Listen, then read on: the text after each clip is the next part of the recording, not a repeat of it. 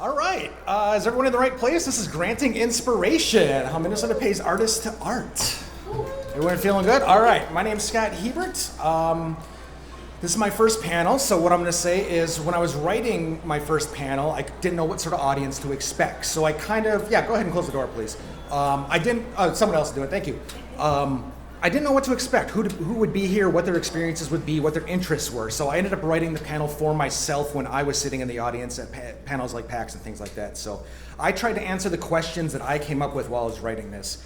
It's a lot of text, big blocks of text. I got 40 pages in, then I Googled what makes a good PowerPoint, and they said no more than 5 lines, no more than 5 words, and I was way past that. I'm like, this is grant writing. We are just gonna crush this. So here we go. My goals for the panel. We're just gonna go right into it.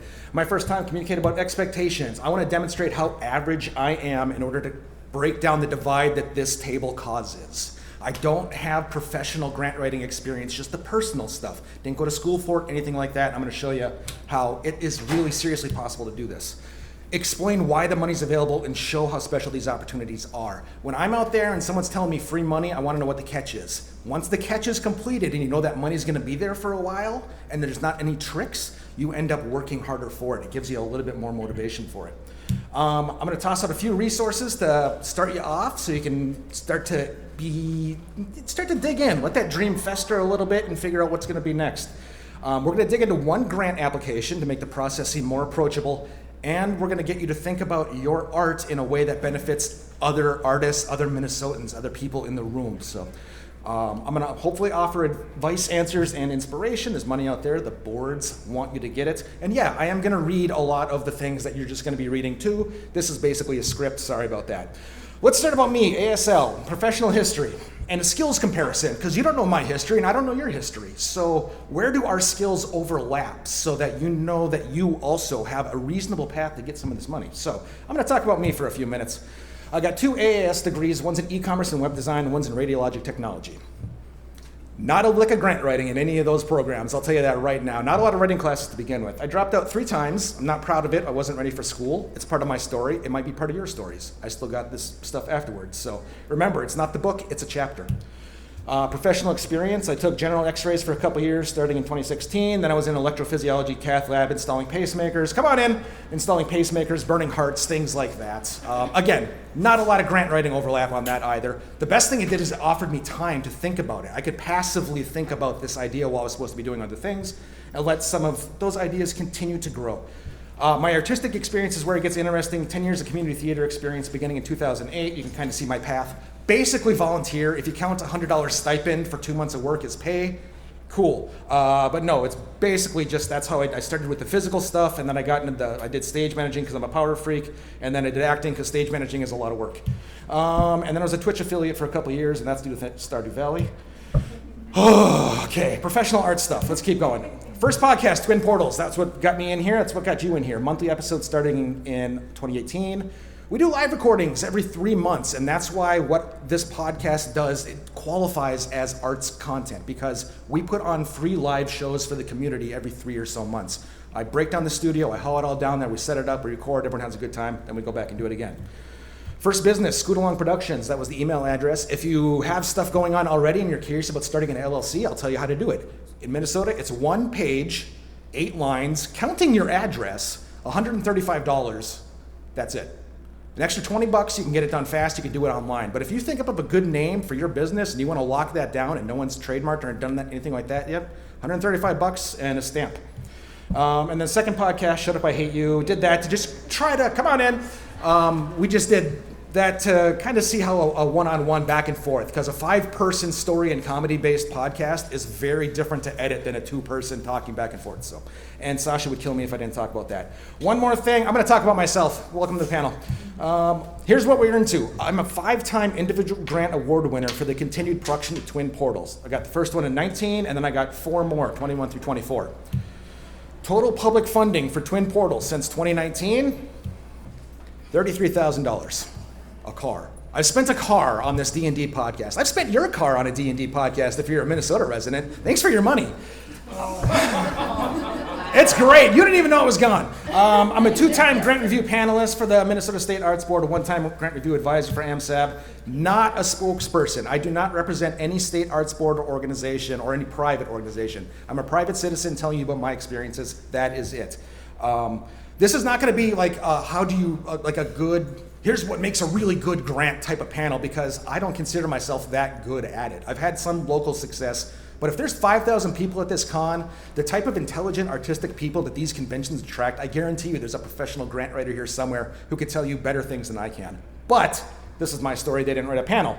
Free money, why and how? Let's talk about Minnesota. I love that state seal, by the way. The bring ass. Ugh.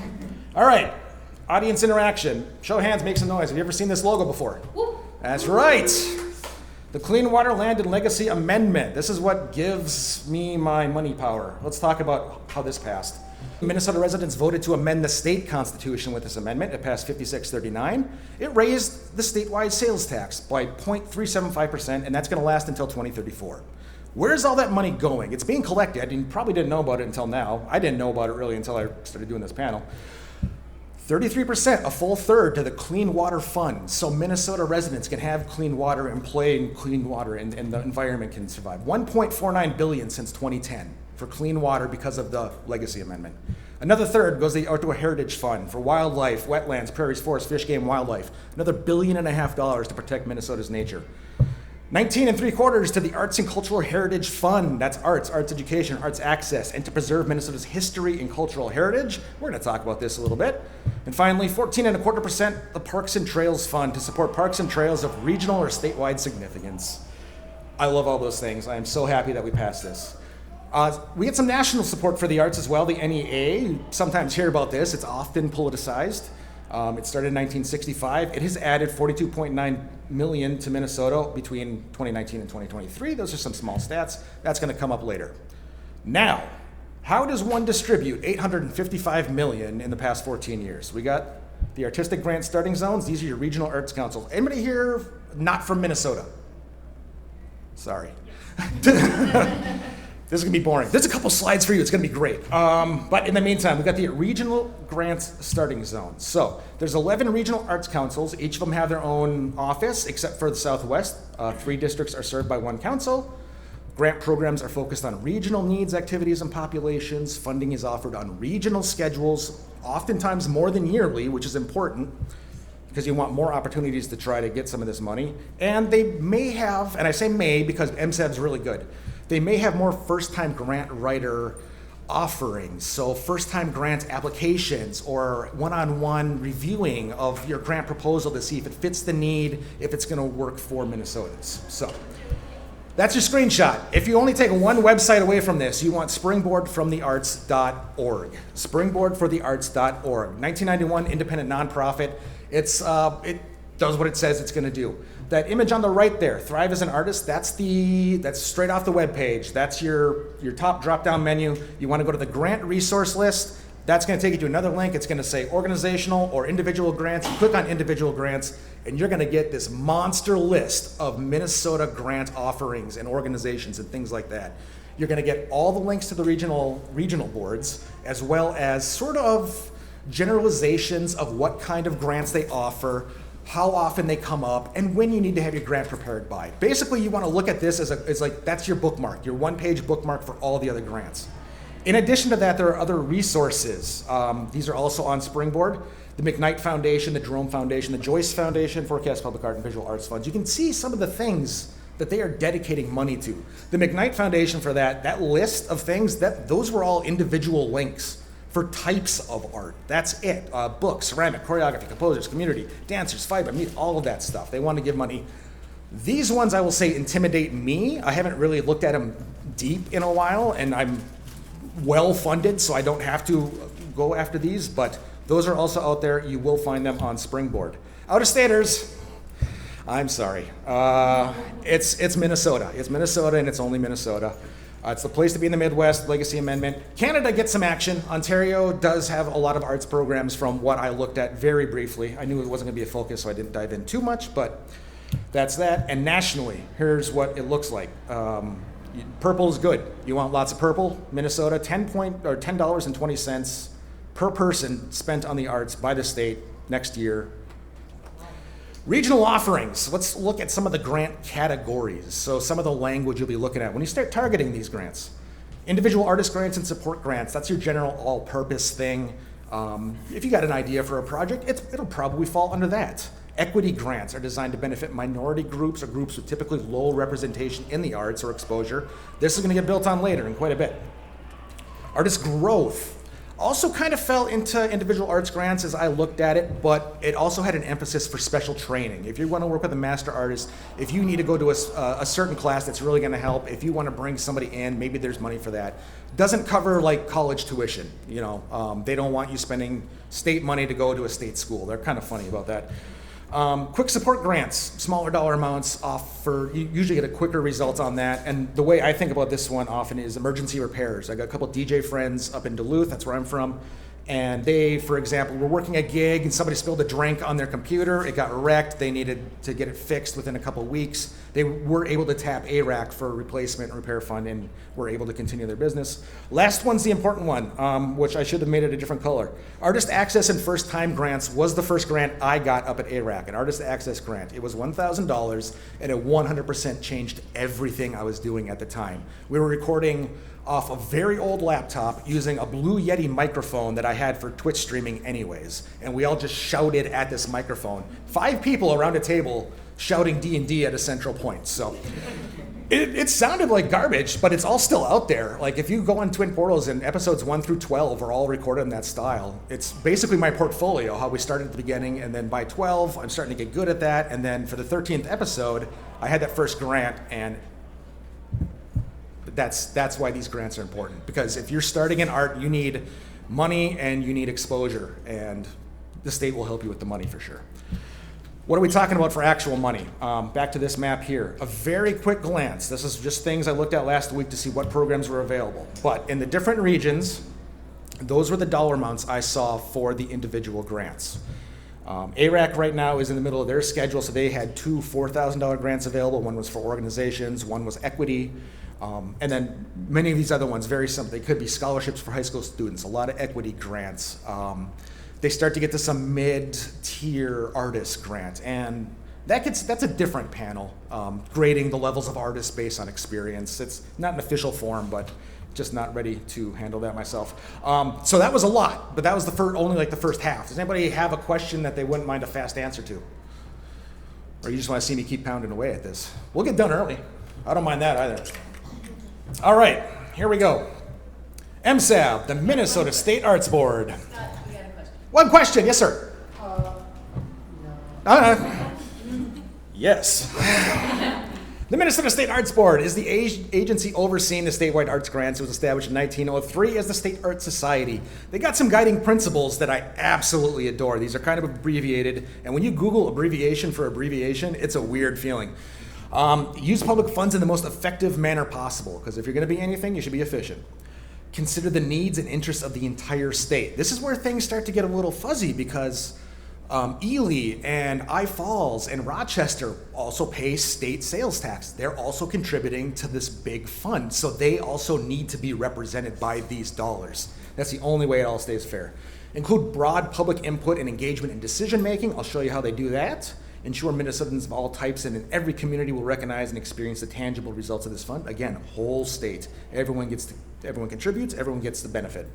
Consider the full spectrum of arts providers and disciplines when determining how to best serve Minnesotans. That's saying it's not going to be My Fair Lady over and over again. You're going to like glass art or fiber art or media arts or cosplay. I'm waiting to start to see some cosplay ideas for grant proposals.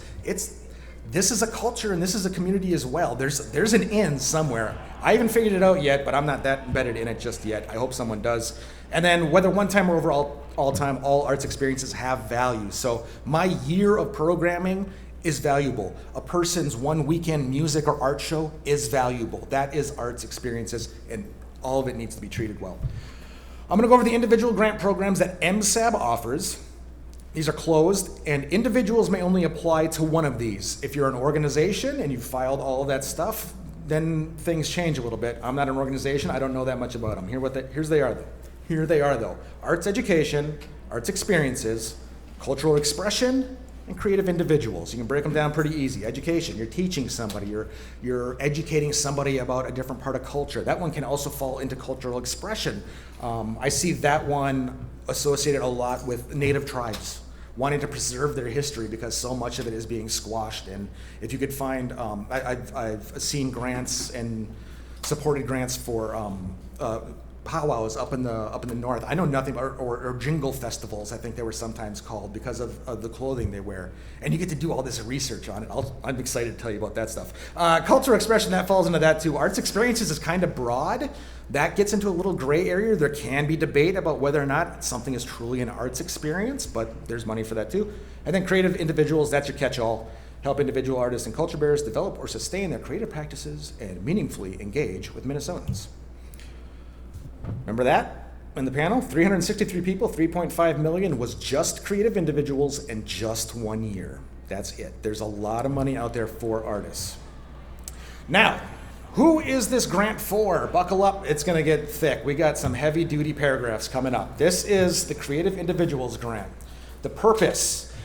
The pilot program provides support to help individual artists and culture bearers develop or sustain their creative practices and meaningfully engage with Minnesotans. Grantees may use funds to support their creative practice and meaningfully connect to and engage audiences, participants, students, and/or communities during the grant period. That's a lot of text, and there's going to be a lot of it, because there's a second paragraph. Applicants may be working in a variety of art forms, including dance and media arts, music, photography, poetry, prose, theater, two-dimensional or three-dimensional visual art. Culture bearers refers to individuals who have been trained by traditional elders or master artists and whose artistic practice is reflective of the cultural life of a community that shares a common ethnicity, geographic or regional identity, occupation, language, or tribal affiliation. So now we know who's available, who can actually take part of this. That covers a lot of people. The grant's $2,000 to $10,000, and you are not required to obtain matching funds, which a lot of other grants, especially private grants, are. I didn't have to look for $1,000. I didn't have to look for the other grants, the like $6,000 grants. I didn't have to find somebody to back me up because Minnesota had my back. Now, why am I using this program as an example? I'm familiar with it, and if you're a new artist or you've never written a grant before, this is not the grant for you. You want to look at the regional art offerings. They're going to be the applications are going to be much shorter. It's less demanding, and there's not really these heavier stipulations, but this grant asks some really good questions. So it's going to make you think about your art. You don't even have to have the answers for them. You just have to start considering whether or not you can approach an answer somewhere. So, who's eligible? Artists work in dance, media arts, yep, we saw that already. A culture bearer who has been trained by traditional elders or master artists and whose artistic practice is reflective of the cultural life of a community. So, we got that down. But you also must be a U.S. citizen or have permanent status, be at least 18 years of age or signing a contract, have lived in Minnesota for 6 months prior, and continue to reside in Minnesota throughout the grant period, and have a history of producing artistic work, been actively engaging members of the public with the artistic work for at least 2 years prior to the application deadline. Again, not the panel or not the grant for first timers, or if you haven't been practicing your art very long. They're going to see through it and just say, you're not ready for it, try the regional ones. If you have been doing your art for a while, if you've got more than 2 years of background on this, there's no reason why you can't apply for this and any other grant you're eligible for. So, yeah, what can you actually use the money for? A big list of things. Support and develop your artistic work, develop and deliver ways to meaningfully engage Minnesota. That's your work, and that's the event. Those two things you already had. Pay salaries or fees? Yeah, you'll do that. Seek professional development. That's your training. That's your small classes. That's your one-on-one stuff. Purchase supplies, equipment, services, or promotion. Lease or rent space necessary for the project. Compensate for time spent researching. Travel within Minnesota, or they added some resume and portfolio building stuff on this last cycle. So all of those things, I mean, is there anybody in here who can't find something they could use their money for? Like, you got an idea. Like new sewing machines if you create your cosplay yourself, or if you need a sound mixer because you experimenting with music, mixing beats and things like that. If you got a background in it, you got a chance to get some of this money. What else do we got here? Anything out? Oh yeah, there's lots of stuff out. Anything outside the grant period, probably not the calendar year. That's a fun little trick. you start your calendar in August and end it in July. It's really weird. Work on scholarly manuscripts, rent, lease, or mortgage payments for a space the applicant uses on a regular ongoing basis. This example, I used to pay $50 a month when I was recording at a separate location, but then I built a home studio. I can't charge the state of Minnesota for using my home studio, even if it does have value. They're not gonna give me money so then I can do that. It's just not a good use of money, and kind of, yeah, it's just rude. Any activity that violates the law is probably not going to be allowed. The thing about this one is these activities don't eliminate your application. So I can record in my studio, I just can't charge the state. So now the things that'll really get you bounced, and this is more kind of like storytelling. Every time I've told people about arts grants, they're like, I didn't have any idea to do that. So excessive entry or exhibition fees. So if you were to say get a $10,000 grant, you can't spend $8,000 getting your art hosted in the Walker Art Center or something like that. That's not efficient at all. Paying debts from before the grant period, anything that's for religious socialization, parochial schools, nope, we're gonna go ahead and do that church and state limit there.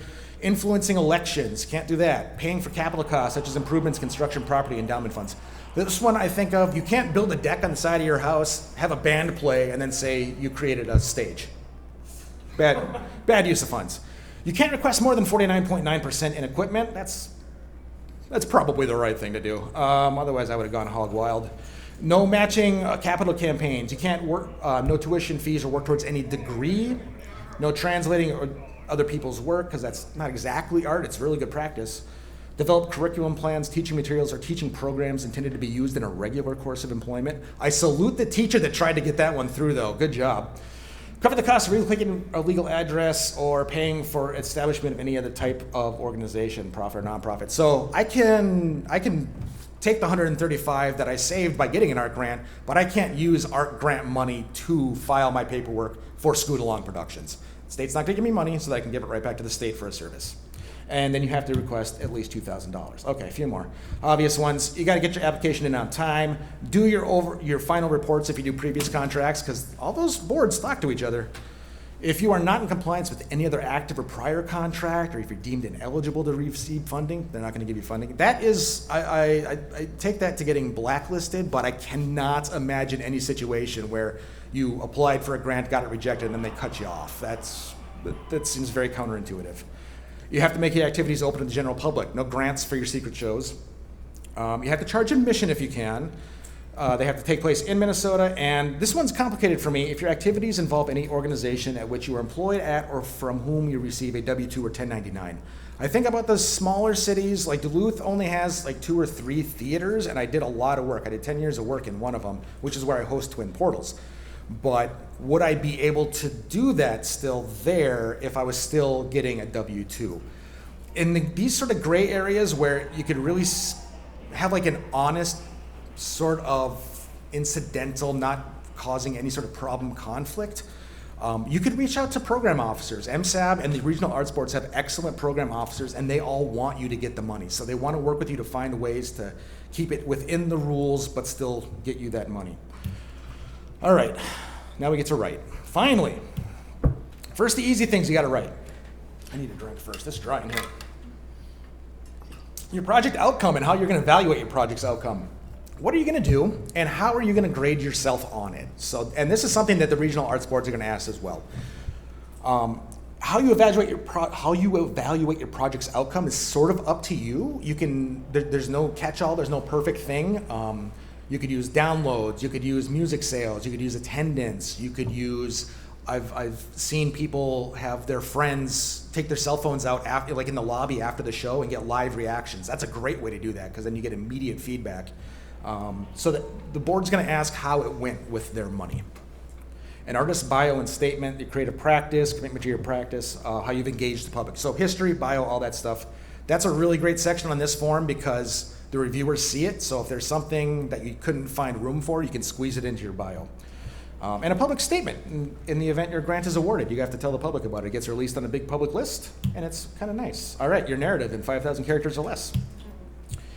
Here's your dream. You get to tell people why you want this money. So here are the questions that you really want to have answers for. I've seen all sorts of styles and all sorts of formats in writing in first person versus third person. There's no set rhyme or reason, any of that. Whatever's most comfortable for you and whatever's going to get your idea of your vision out to a lay person as best possible.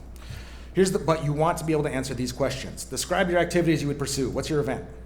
How would those activities help you grow as an artist, culture bearer, or teacher of art? This is where they started dropping therapy on you. You're like, okay, that's great. How is this going to make you feel? How are you going to do? So now they want to know that you're thinking about these things too, that you're establishing your own skill in this work that you're doing right now. What will completing the activities achieve for your creative practice? Why are these activities the right next step in your creative journey? And what skills or experience do you already have that will allow you to be successful in this next step?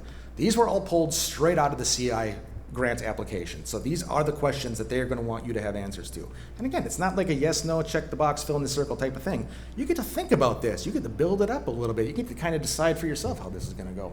Book 2, how will you engage Minnesotans as audience? So that's your event. What event are you going to put on?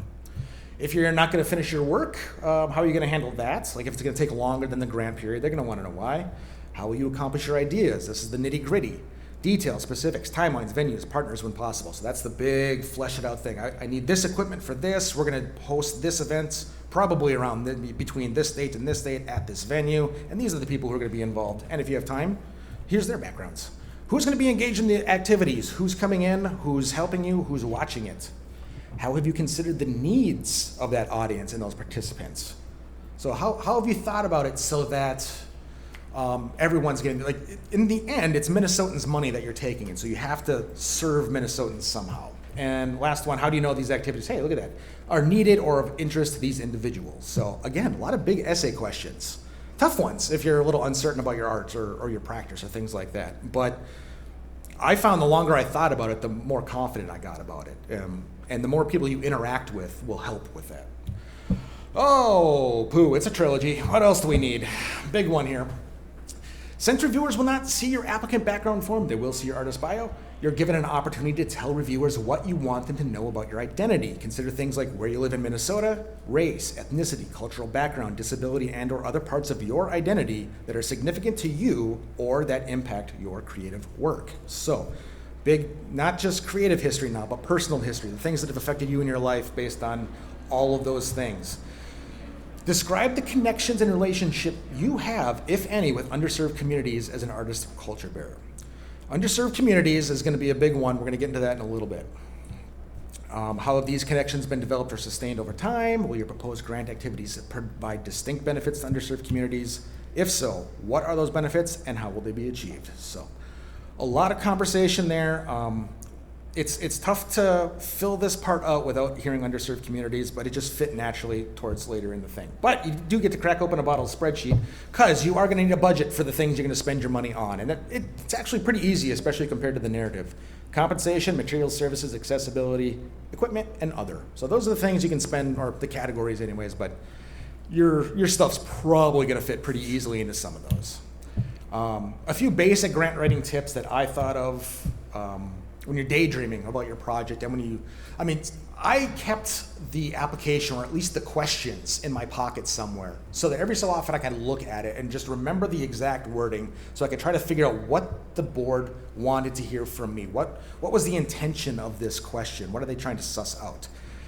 And go ahead and take those shots at yourself. Be a critic, be a hater, just for a little bit, to figure out what they're going to ask so that you can have a solid answer for it, or at least, well, not exactly, but, find a way to spin. You're a litigator. You're arguing for yourself against hundreds of other Minnesotans. Lots of time. Give yourself time. The deadlines come up real fast. I took a month on my last grant, and it was the 5th time I had done it for this exact grant. Every time I feel like I'm going to be able to just cut and paste, it's never the case. The questions get tweaked a little bit, my feelings change a little bit, or I improve as a grant writer occasionally sometimes as well too. And do not compare and contrast with other arts programs or organizations. They are not going to. They're instructed not to compare your grant application to somebody else's grant application. So it's you're on a dais, you are standing there, and you are making the argument about you in a universe of one. That's going to be it. Don't try, and especially don't dig down. Don't punch down. You're never going to get anything out of that. Yes, these programs are constantly evolving. Every year, small changes are made, language is adjusted, rules are added or taken away. So you do have to look at those grants and just kind of check it out. And again, if you don't qualify for something this year, there's a chance you'll qualify for it or something else next year, because the boards want you to get the money. It's not their money. They don't take it, it's not, no, I can't use the Ben Stein as a reference because I'm way old. But yeah, they want art. They want art. They want new art. They want more people to be excited about art. Who's going to read these things about art? That's a good question. Every year, MSAB enlists hundreds of Minnesotans to review, discuss, and score grant proposals from across the state. They need to hear from Ely. They need to hear from Falls, Rochester, Duluth, and the Metro. They get a bunch of people from Metro. All sorts of arts experiences. I've been on review panels with people who have done 2 projects, and I've been on there with executives for boards. It's a wide group of people. You get a virtual training, and then you read and you submit your preliminary scores on all the grants. You'll probably get, 15, 20, 25 grants, depending how it is. And you read them, you score them, and then you get together on a decided date that everyone agrees on, and you get for like a 6-hour panel discussion, and you all get together and you read the grants, you go down them, and then you all offer your feedback. Here is what I thought about this. Did they have a plan for what they're going to do, because there's no handicap access for there? Oh, somebody saw that it was in a different section. Oh, I'm going to adjust my score. So everyone gets together and they do their final adjustments and talking out and make sure all the questions are answered. It's moderated by a program officer, so there's someone there to kind of keep things going if things get off the rail. It usually always ends faster than I expect. But this year, stipends of $300. It is about 30 hours of work, I would say. It's a slog.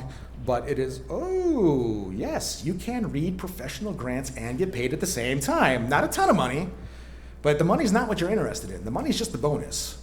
You can read professionally developed grants. You can read my grant, for example, which that's not a professional one. But my number one suggestion, if you know you want to get into grant writing, if you're sure that grant writing is something that you're interested in or that you're going to make an attempt on, see if you can review.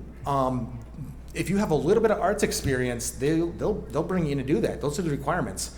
Minnesota resident, access to a computer, intermediate computer skills. Have a background in at least one art form, artistic tradition, or arts administration, or knowledge of an organization working for public benefit, and then just commit to doing the whole project. That's it. Once you do, I've learned so much. You get so many perspectives, and you learn about so many other opportunities that people are doing. Like some of my favorite things that I've learned. There's a theater group called Ziyama. I represented them a little bit. I was one of the organizers. I reviewed their operational grant last year. This is a group of artists who have collected, and they are determined to put on plays and musicals and things like that using only people who are housing challenged in the downtown area. I think they post up at the Hennepin County Library. And they have people come in off the street and learn lines and be paid first in like meal tickets, meal coupons and things like that. And when they show consistency and they see that these people are still going to be there for them a week later, they keep coming back because now they're starting to build a community. They get further and further along in the system, and then they get paychecks, and then they work their way. What's ended up happening with Ziyama is organizations are now reaching out to them because they have an in with the homeless community. They have the respect of these citizens, and now companies want to know how they can also get that. So that's one example of a grant that I was able to read, and it really excited me. Scoring. Everyone likes to look at the scores. Numbers are cool. How do these things get graded? All right. MSAB had to gamify the elements, and this is something that gets tweaked a lot.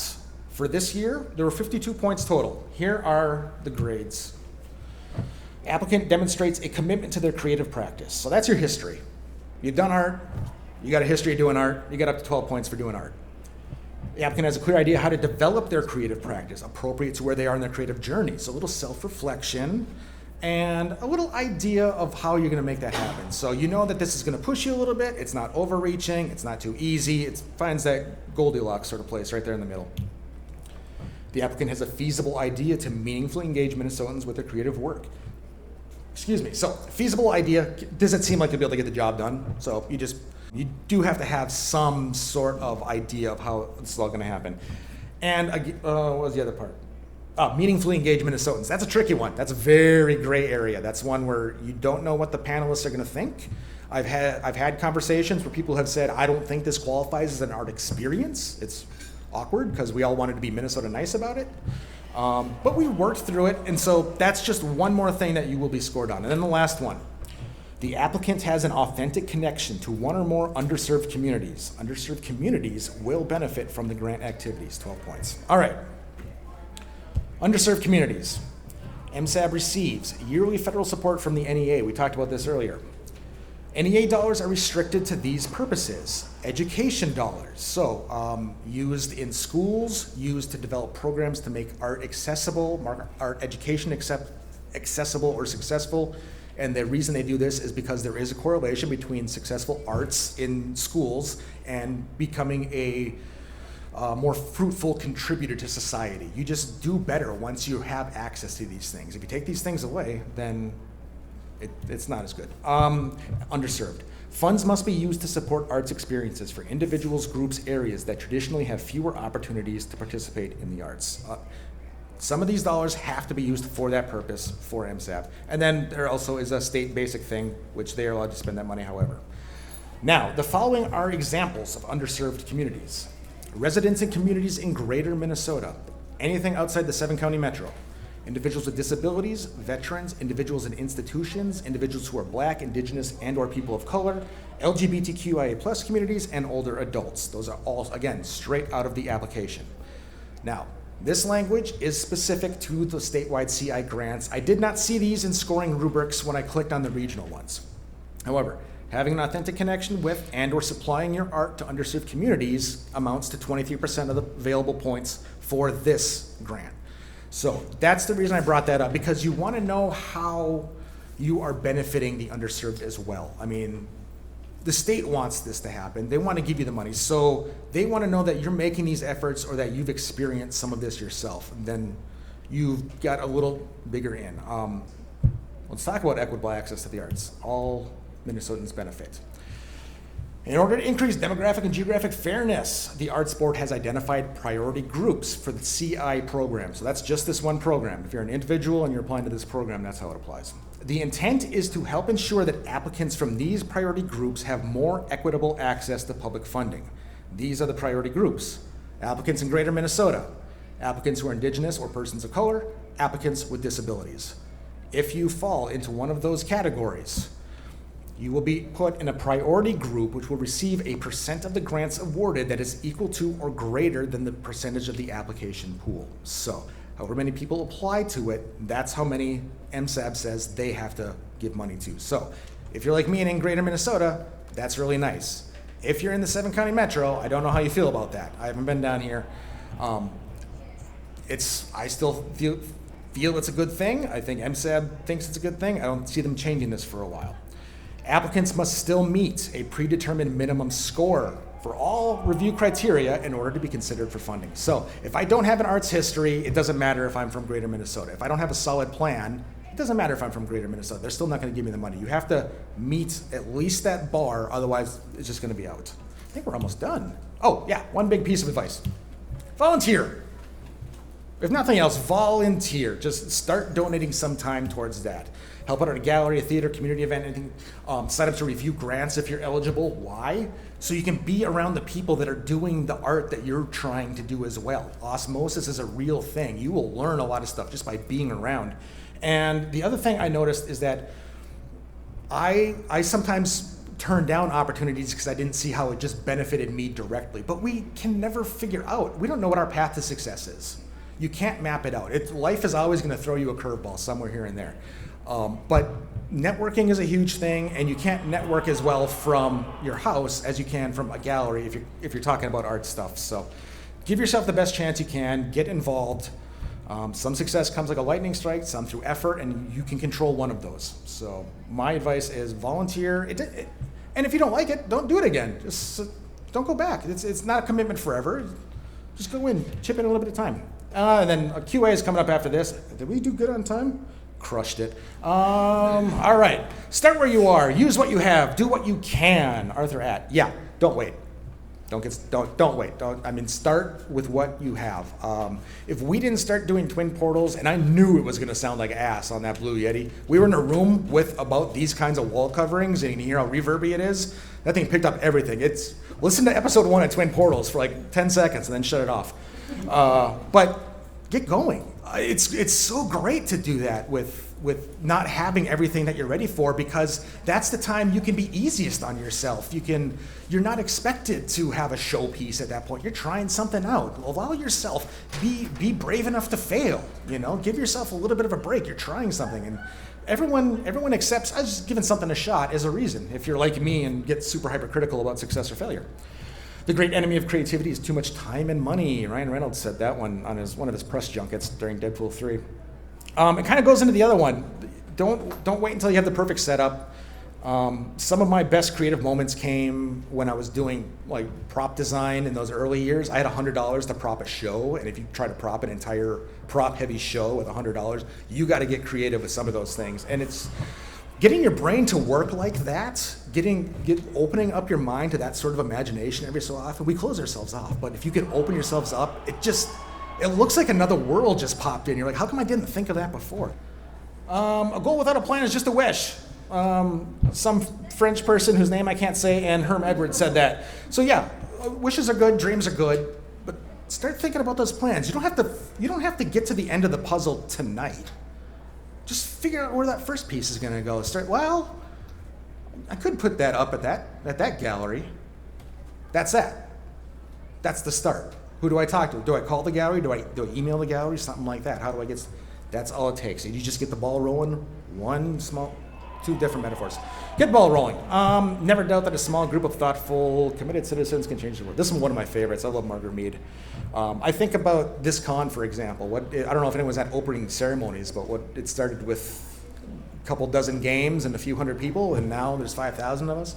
Up in Duluth, there's something called the Duluth Homegrown Music Festival. It's been going on for 20 plus years. It's 8 days long. There's 200 bands. There's an army of volunteers, a board of directors. It started as a birthday party. It was a 4-band birthday party that started at the North Shore Theater, and they just kept doing it year after year after year after year. So small groups make the big changes, and allow snowballs to happen. Be inspired to be inspiration. That was me. That was part of my reason for doing this. Is I've been inspired so many times. I wanted to give a little piece of inspiration. I don't know where my art's going to take me, but if one or two of you actually are able to get a grant and advance your thing and provide some art and things like that, I'm pretty happy with that. I hope some of you go do that. Hey, look at that, questions. We're to the end. And here's some CI grant winners from this year. You can look at that. Does anybody have any questions? Want to talk about your grants? Just chit chat about the weather? I'm not doing anything now. Shoot, I put up reading material. Damn it! Should have made those cartoons. Who's got art they want to talk about? You're out of state. What sort of art are you interested in? I've a long sordid history, but I've done a little Perfect. A little bit of everything? What's the first thing that pops into your mind when someone asks you about your art? Like digitally painting. Nice! Digital paintings. Fan art kind of stuff. Fan art? I Yep. haven't done it in a hot minute, so. Yeah. Anybody got questions about how they would? Yeah. So I kind of like poked around with one of like the regional ones for my area, and the thing that kind of got me paused, just because I haven't like sat in on one of these like kind of like where they talk about the grants and stuff. The panel review? Yeah. 10 minutes, thank you. I was wondering like, how do you organize your budget? Because I didn't see an example for it when I was going through mine, and I kind of just sorted stuff in a spreadsheet right now. So I was kind of like, how do you go about that? Well, so MSAB has those labels just like that. The thing that I put up there was exactly what they have, those 5 categories. And I think if you start with just those 5 categories, you're already way ahead of anything else. They're going to be completely thrilled with that. Grant reviewers just want simple things eventually. When you're reading these for 10, 20, 30 hours, you are so happy when you got something that's clear cut. Here, this and this and this and this. The one thing I try to warn of, it's tempting to get into a prettiest English contest with some of these. Some people get real whimsical with their things, and just getting to the point makes it so much easier sometimes. I mean, color it definitely, whatever flavor you have. Make it your own, make it personal. But you also want to make sure you're taking time to answer whatever questions are in the grant. Start with that. What's my answer to question A, B, C? And then fill in the gaps around that. Start with that skeleton, and then build the rest of the body. And for budget stuff, don't fret. They're not worried about if your budget's like if accounting is in the wrong spot or something like that. They want to know about your art stuff. They want to know about your passion in you. Okay. So work on that. Yes, sir. Is there I don't know how to phrase this question, but is there some art mediums that the state won't fund? What middle part of that again? Is there any art mediums that the state won't fund? I haven't seen anything yet. I think they're going to err on the side of openness. And the more creative the thing that came up when I was reading them, the more interested I was. If it was an idea I hadn't heard of before, one person did. It was like a nature walk, and every couple hundred yards there was a band playing in a tree stand. Like I'm talking like acreage, like a whole bunch of like a big park trail type thing, and there were scenes in the middle, and people could stop and look and read Ojibwe pronunciations for the things that they were seeing, for example. So it was about nature, and they added music to it to create some scapes, and then it was educational and teaching us about the land that we're on. So as for, I haven't seen anything that they said they won't fund. If it's looks like it's not going to benefit Minnesotans, that's when they're concerned about it. So how do these public dollars benefit the public? So, yes, sir.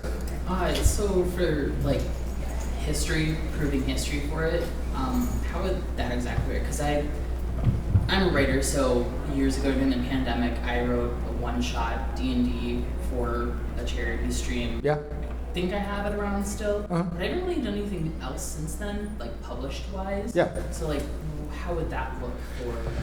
In your situation, I would start putting stuff up on the DM's Guild, something like that. So there's a record of you making an effort to do it. It doesn't matter if you've sold 0.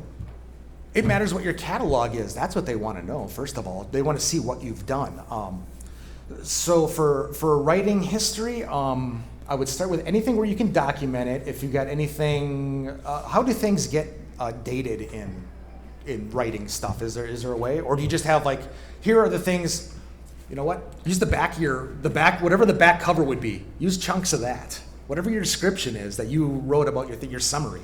Start with that and talk about what you learned while you were writing it and how you, if it affected anyone else, if you used it in a game, what the charity was, what it brought in, what it was doing, things like that. So you can start fleshing it out with that kind of color. You would want. Maybe not. Anybody else? Oh, yeah. Is there a way to get a copy of these slides? Oh, okay. What do you? Here, take this. If anybody wants swag, since we're almost out of time anyways, Twin Portals swag is up here. I got some Sweehy stickers. Shut Up, I Hate You have been apparently popular over at the other thing. That was the other podcast I do. Grab one of my business cards and email me. Scoot Along Productions. If anyone has any questions afterwards when you're thinking about stuff, if you want to pitch a grant idea, if you've got a way, if you want to know how to approach something, there's like 20 people in here. I can handle 20 email threads. That's fine. I've only done 2 jobs at Scoot Along Productions. It just looks real good.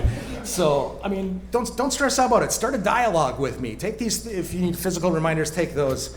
I'll hook you up with all that text. Yeah, no problem. If anybody else wants that, let me know. I'll send you the text slides. Anybody else got questions? What time is it? 9:50. We got 5 minutes. See you at the pool party. Thanks for coming out, everybody.